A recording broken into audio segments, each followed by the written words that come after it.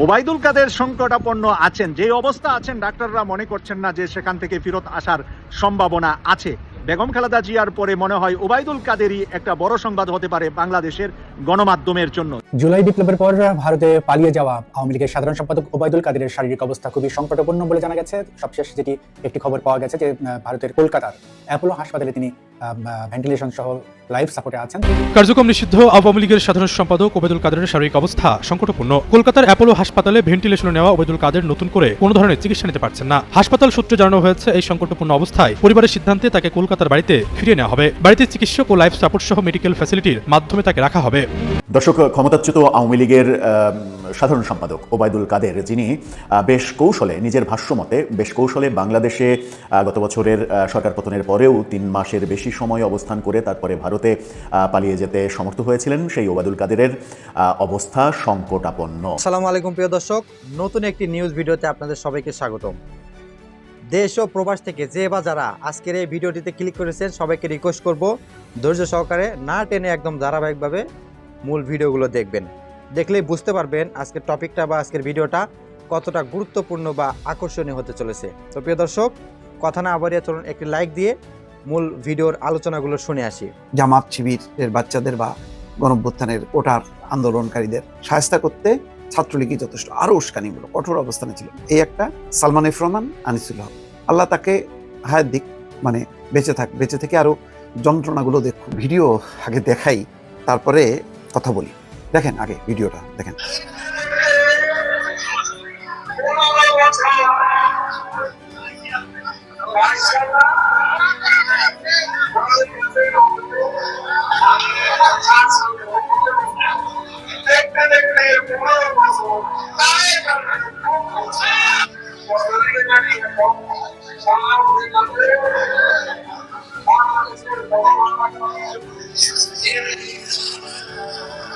দেখছেন, এই কাব্যিক নেতা হচ্ছেন ওবায়দুল কাদের। এখন মুমূর্ষু অবস্থায় কলকাতার অ্যাপোলো হসপিটালে। দেখতে দেখতে 15 বছর, তারেক আসবে কোন বছর?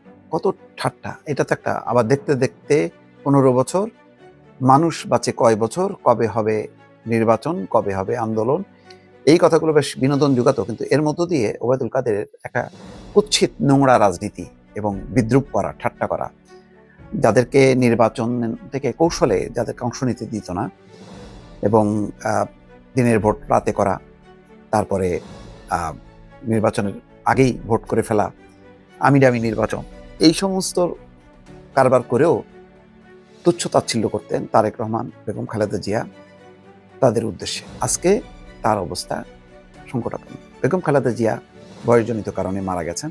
ওবায়দুল কাদেরেরও বয়স হয়েছে, কিন্তু ক্ষমতার যদি থাকতো আর ওই রেগুলার সিঙ্গাপুরে চিকিৎসাটা যদি পাইতেন, তাহলে হয়তো আরও এক্সটেনশন করতেন, হয়তো করবেন, আমি জানি না। হায়াত মত আল্লাহর হাতে, এটা মানুষের কখনই চাওয়া উচিত না। এখন বলা হচ্ছে যে কলকাতার অ্যাপোলো হাসপাতালের ভেন্টিলেশনে নেওয়া ওবায়দুল কাদের নতুন করে কোনো ধরনের চিকিৎসা নিতে পারছেন না, চিকিৎসা নেওয়ার ক্ষমতা আর নাই। হাসপাতাল সূত্র বলছে এই সংকটাপন্ন অবস্থায় পরিবারের সিদ্ধান্তে তাকে বাড়িতে নেওয়া হবে, বাড়িতেই চিকিৎসক এবং লাইফ সাপোর্ট সহ মেডিকেল ফ্যাসিলিটির মাধ্যমে তাকে রাখা হবে। এছাড়া আর কোনো উপায় নেই, কারণ ভেন্টিলেশনে রেখে লাভ হচ্ছে না। জুলাই গণঅভ্যুত্থানের পর ভারতে পালিয়ে যাওয়া ওবায়দুল কাদের কার্যক্রম নিষিদ্ধ আওয়ামী লীগের সাধারণ সম্পাদক গত শুক্রবার আচমকাই তার শারীরিক অবস্থার অবনতি হলে প্রায় সংজ্ঞাহীন অবস্থায় কলকাতা বাইপাসের কাছে অ্যাপোলো হাসপাতালে নিয়ে যাওয়া হয়। বার্ধক্যজনিত একাধিক অসুস্থতার কারণে বেশ কিছুদিন যাবৎ শয্যাশায়ী ওবায়দুল কাদের। বিশ্বস্ত সূত্র বলছে কলকাতার নিউ টাউনের বাড়িতেই চলছিল অক্সিজেন। হাসপাতালে ভর্তির পরেই তাকে দেওয়া হয় ভেন্টিলেশনে। তখন হাসপাতাল সূত্র জানায় চিকিৎসায় সাড়া দিচ্ছেন তিনি, তবে অবস্থা বেশ সংকটাপন্ন। সংবাদ মাধ্যমের সাক্ষাৎকারে তিনি বলছেন যে তিনি এখনো কার্যক্রম নিষিদ্ধ আওয়ামী লীগের সাধারণ সম্পাদক, তিনি ভারতের কলকাতা অবস্থান করছেন বলেও সেই সময় উল্লেখ করেন। যাই হোক, এখন ওই যে দেখতে দেখতে 1 বছর, ওবায়দুল কাদের বাংলাদেশে ফিরবে কোন বছর, এইভাবে তুচ্ছ তাচ্ছিল্য করে বিএনপি নেতারা বা জামাতের নেতারা বক্তৃতা দিতে পারতেন, দেননি। এবং ওবায়দুল কাদেরের নামটাও উচ্চারণ কেউ করেন না। কিন্তু ওবায়দুল কাদের এই 15 বছরে শুধু সুবিধাই নেননি, চরম একটা স্বার্থপর এবং বলা যায় একটা নোংরা প্রকৃতির মানুষ। দলের নেতারাও তাকে দেখতে পারে না, এত হীন মনোবৃত্তি সম্পন্ন। পা চাটতে চাটতে এমন অবস্থা, শেষের দিকেও শেখ হাসিনা কি চিন্তা করবে, কি তাকে সঠিক তথ্য দেবে? তাকে যে আরো বলে যে জামাত শিবিরের বাচ্চাদের বা গণঅভ্যুত্থানের কোটার আন্দোলনকারীদের শায়েস্তা করতে ছাত্রলীগই যথেষ্ট, আরো উস্কানিগুলো কঠোর অবস্থানে ছিলেন। এই একটা সালমান এফ রহমান, আনিসুল হক, এই লোকগুলি আরো ডুবাই দিয়ে এখন ক্ষমতা তো রাখতে পারলো না, কলকাতায় পালা গেছে কোনো কায়দায়। আর সেই কোথায় সিঙ্গাপুরের মাউন্ট এলিজাবেথের রেগুলার চেক আপ 2 মাস 3 মাস পর পর সরকারি টাকায় যে চেক আপ, সেই চেক আপ তারা হয় না। সেখানে রাজনৈতিক উদ্বাস্তু হয়ে এখন আছে মুমূর্ষ অবস্থায়। আল্লাহ তাকে হায়াত দিক, মানে বেঁচে থাক, বেঁচে থেকে আরো যন্ত্রণাগুলো দেখুক, সেটা চাই। কিন্তু তার দুরবস্থাটা দেখেন, সে নিজে কিভাবে তাচ্ছিল্য করতো।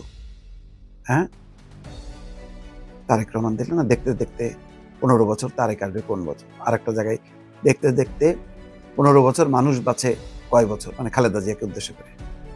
যাই হোক, তার এই পরিণতি এখন দূর থেকে দেখা ছাড়া আপাতত আমাদের কিছু করার নেই।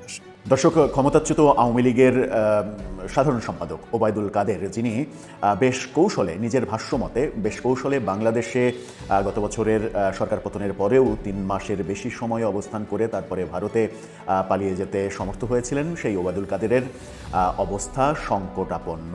তিনি হাসপাতালে মৃত্যুর সঙ্গে পাঞ্জা লড়ছেন। এই খবরটি নিশ্চিত করেছে বাংলাদেশের একাধিক গণমাধ্যম, তার মধ্যে নির্ভরযোগ্য একটি গণমাধ্যম চ্যানেল 24। চ্যানেল 24-এর কলকাতা প্রতিনিধি শুভজিৎ পুত্তুণ্ড, তিনি এই খবর নিশ্চিত করেছেন চ্যানেল 24-কে।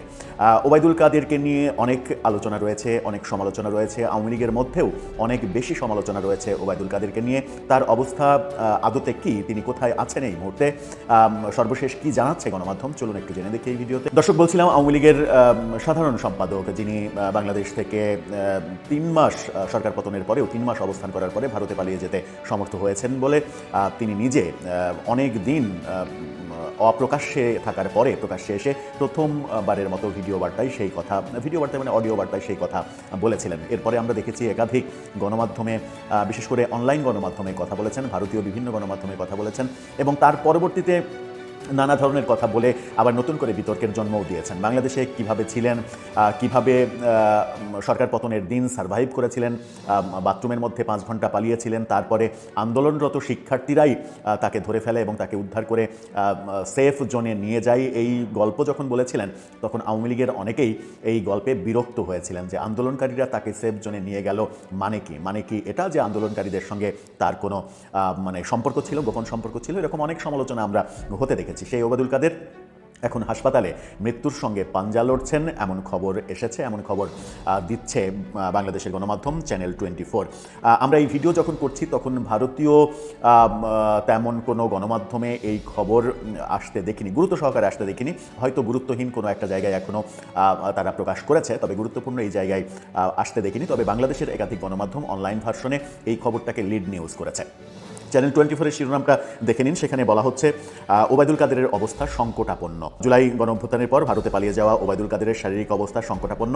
কার্যক্রম নিষিদ্ধ আওয়ামী লীগের এই সাধারণ সম্পাদককে কলকাতার অ্যাপোলো হাসপাতালে ভেন্টিলেশনে রাখা হয়েছে। ভেন্টিলেশন মানে লাইফ সাপোর্টের আগের স্টেপ, মানে তিনি আইসিইউতে আছেন, তাকে ভেন্টিলেশনে রাখা হয়েছে, অর্থাৎ কৃত্রিম শ্বাস প্রশ্বাসের পর্যায়েই তাকে রাখা হয়েছে। বার্ধক্যজনিত একাধিক অসুস্থতার কারণে বেশ কিছুদিন যাবৎ শয্যাশায়ী ছিলেন ওবায়দুল কাদের।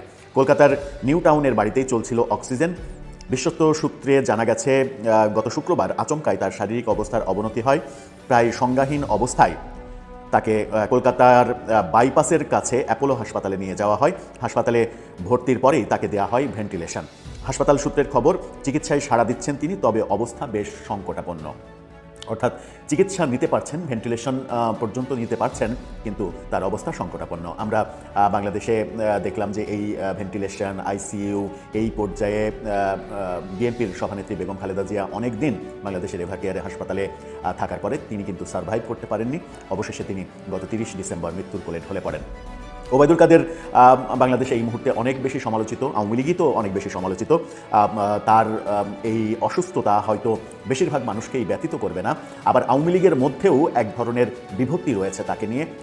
বেশিরভাগ একটা দল মনে করে যে আওয়ামী লীগের যে চরম পরিণতি হয়েছে, এই চরম পরিণতি এবং দলকে খুবই খারাপ অবস্থায় নিয়ে যাওয়ার জন্য ওবায়দুল কাদেরই দায়ী। ওবায়দুল কাদেরের জন্য দল ধ্বংস হয়ে গেছে এবং দলে হাইব্রিড অন্য দলের লোকজনকে এনে এবং অযোগ্যদেরকে বিভিন্ন জায়গায় পুনর্বাসন করে দলকে ধ্বংস করেছেন এবং দল ধ্বংস হওয়ার কারণেই 24-এর যে গণ আন্দোলন, সেই গণ আন্দোলন রাজনৈতিকভাবে মোকাবেলা করা সম্ভব হয়নি, প্রশাসন দিয়ে মোকাবেলা করতে হয়েছে এবং সেই গণ আন্দোলনকালীন সময়েও তার বহু কথা, বিশেষ করে এদেরকে রুখতে আমার ছাত্রলীগই যথেষ্ট, এই কথাটা ব্যাপক সমালোচিত হয়েছিল।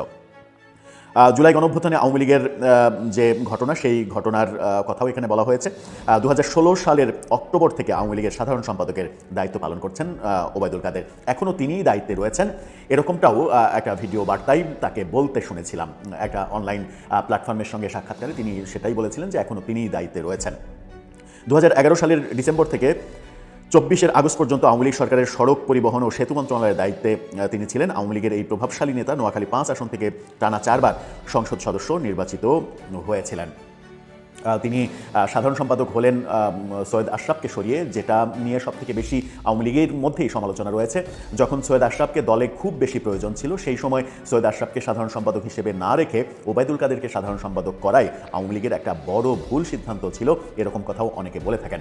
তারপরেও এখন যেহেতু তার একেবারে খারাপ সময়, ভেন্টিলেশনে রয়েছেন, এই খারাপ সময়ে তিনি সারভাইভ করতে পারবেন কিনা সেটা যেমন একটা প্রশ্ন, তেমনি বাংলাদেশ সরকার যখন চেষ্টা করছে আওয়ামী লীগের পালিয়ে যাওয়া নেতাকর্মীদের দেশে ফিরিয়ে আনা, বিশেষ করে ভারতে থাকা নেতাদের অন্তত ফিরিয়ে এনে বাংলাদেশে বিচারের মুখোমুখি করার যখন চেষ্টা করছে, তখন ওবায়দুল কাদেরের এই হাসপাতালে ভেন্টিলেশনে থাকা এটা একটা বড় খবর। এই খবর অনেকগুলো যদি কিন্তুর উপরে নির্ভর করছে। যদি ওবায়দুল কাদের সারভাইভ করতে না পারেন, যদি তার অনাকাঙ্ক্ষিত কিছু ঘটে যায়, তাহলে সেই পরিস্থিতিতেও তাকে বাংলাদেশে ফিরিয়ে আনা যাবে কিনা, সেই মুহূর্তে মানে প্রাণহীন ওবায়দুল কাদেরকে বাংলাদেশ সরকার আদৌ দেশে ফিরতে দেবে কিনা, তিনি দেশের মাটি পাবেন কিনা, এই প্রশ্নটা কিন্তু খুবই গুরুত্বপূর্ণ হয়ে সামনে আসবে সামনের দিনগুলোতে। দর্শক, আপনার কি মনে হয় শেষ পর্যন্ত ওবায়দুল কাদেরের এই অবস্থা এবং এর অবস্থার যদি আরও অবনতি ঘটে, তাহলে পরবর্তী অবস্থা কোন দিকে যেতে পারে? প্রিয় দর্শক, ভিডিওগুলোর আলোচনাগুলো শুনলেন, জানলেন, বুঝলেন। অবশ্যই এই ভিডিও সম্পর্কে আপনাদের মূল্যবান মতামত কমেন্ট করে লিখে জানিয়ে দিন। আর যারা এখনও আমাদের ডেইলি মেসেজ নিউজ চ্যানেলটি সাবস্ক্রাইব করেনি, প্রতিনিয়ত এরকম সব দুর্দান্ত টপ আপডেট নিউজ পেতে এখনই চ্যানেলটি সাবস্ক্রাইব করে পাশে থাকা বেল বাটনটি অন করে দিন। আর যারা ইতিমধ্যেই সাবস্ক্রাইব করেছেন তাদেরকে অসংখ্য ধন্যবাদ। প্রিয় দর্শক, আজকের মতো এখানে বিদায় নিচ্ছি। ভালো থাকবেন সবাই। আল্লাহ হাফেজ।